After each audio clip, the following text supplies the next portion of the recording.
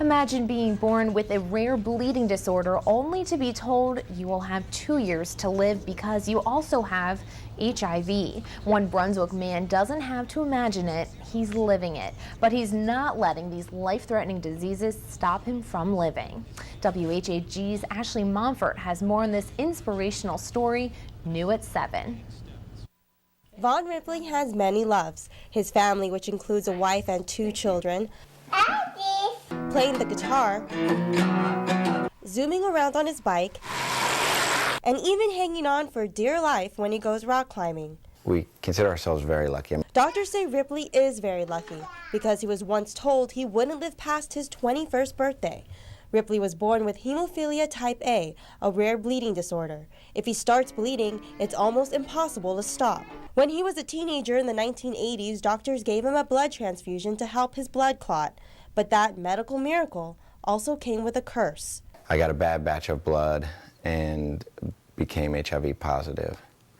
And at that time, it was basically a death sentence. That was there was nobody that was living when they became HIV positive. Doctors estimated Ripley was about 16 when he became infected. Along with that, he also caught hepatitis C. It's made up of thousands of people's blood, so clearly there's, viruses and problems associated with that. With 3 life-threatening diseases, he thought of committing suicide until he says divine intervention stepped in. And the next morning, which was when I was going to kill myself, a friend of mine that I hadn't seen in 10 years showed up at the door from church. Ripley lived, and well past the 2 years when doctors predicted his early death. He is now one of the longest living HIV-positive people in the world. And how old are you now?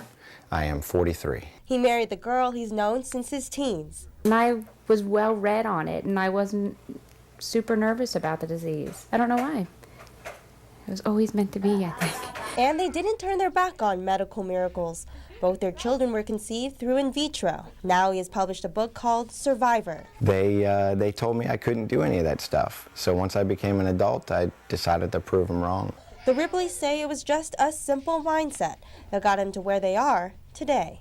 I was just trying to, live life. Yeah, exactly. I don't want to be held down. In Brunswick, Ashley Monfort, WHAG News. Vaughn Ripley has since been cured of hepatitis C, but still lives with hemophilia and HIV. But he says with his medication, the HIV virus is undetectable. His book, Survivor, is now available.